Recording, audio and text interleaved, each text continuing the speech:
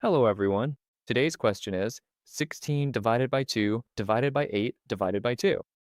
In questions like this, we see 16 divided by 2, which gives us 8.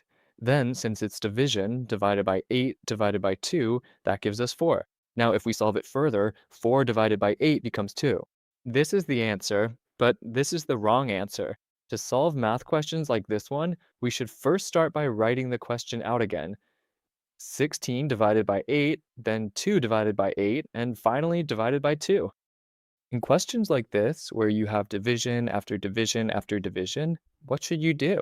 First, write this 16 as it is. Change this division sign to multiplication, and whatever number is here, make it 1 over that number, meaning take its reciprocal. Then again, for this division, change it to multiplication and turn 8 into 1 over 8. Again, change the division sign to multiplication and turn 2 into 1 over 2. Now, 2 goes into 16 8 times, and 8 goes into 8 once.